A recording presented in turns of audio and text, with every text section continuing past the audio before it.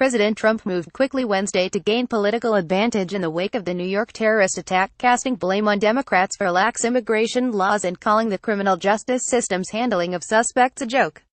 A day after a man, identified by authorities as an Uzbek immigrant, killed 8 people on a Manhattan bike path in an act authorities said was inspired by the Islamic State, Trump seized on the deadly crime to renew his calls for a series of hardline policies.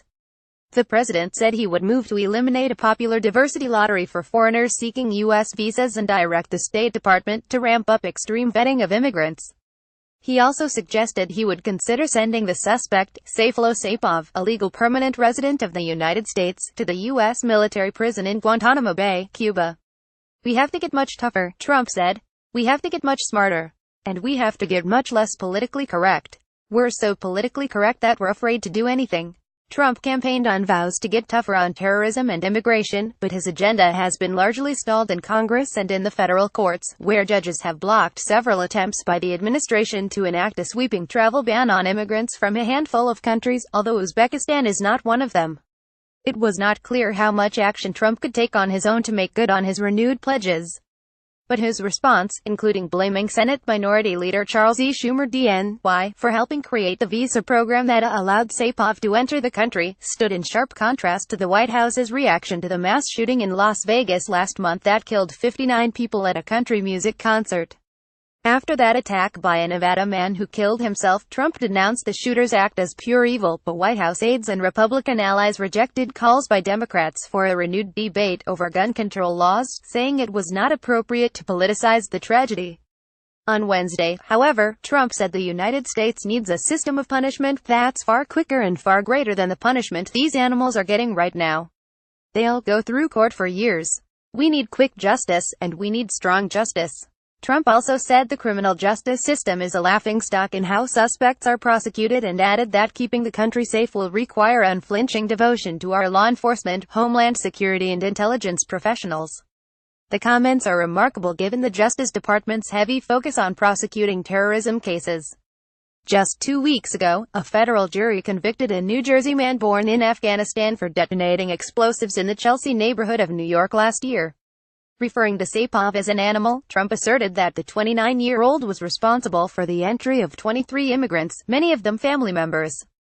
The president said such chain migration endangers national security, and he called for the elimination of the State Department's diversity visa lottery, through which authorities have said Saipov came to the United States in 2010. It was not clear what evidence the president had for the claim legal permanent residents are permitted to sponsor only their spouse and their children under 21 years of age for green cards, according to U.S. Citizenship and Immigration Services.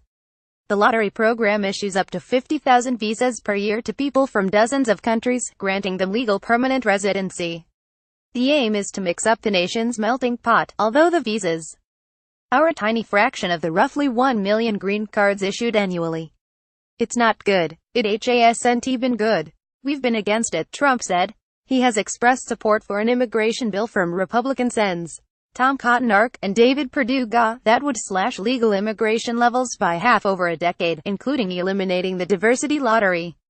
Democrats and many Republicans have opposed the bill. This man that came in, or whatever you want to call him, brought in with him other people, and he was the primary point of contact for, and this is preliminarily, 23 people that came in or potentially came in with him, Trump said.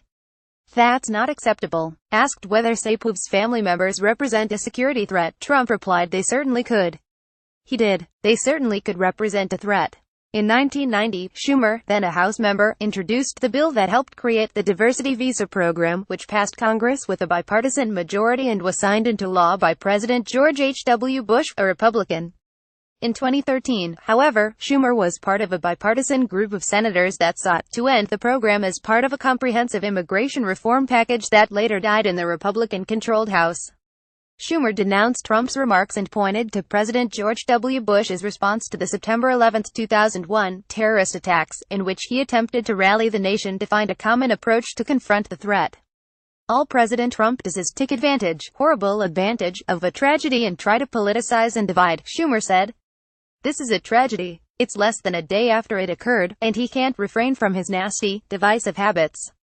At the White House, Press Secretary Sarah Huckabee Sanders rejected the notion that Trump had politicized the attack, saying that the president has consistently spoken about the need for tougher immigration laws. "This is something that, frankly, the president has been talking about for a long time," Sanders said. "This isn't a new policy. This isn't a new position. This isn't a new conversation." The clash once again pitted the two New Yorkers against each other over an attack that played out miles from where they grew up. It also raised questions about whether the fallout could further complicate the already tenuous path for Congress to find a compromise on legislation to legalize hundreds of thousands of younger undocumented immigrants, known as Dreamers. They were thrust into limbo in September after Trump announced the termination of a deferred deportation program, created by President Barack Obama, that allowed them to live and work in the United States. "I have always believed immigration is good for America, so do the vast majority of Americans. I stand by that today," Schumer said. "It's a good thing for America. Whether President Trump believes that or not, we don't know, because some days he's very anti-immigrant and then he calls House Minority Leader Nancy Pelosi and I to the White House and says, 'Let's help the Dreamers.'" Other New York Democrats also took umbrage at Trump's response to the attacks.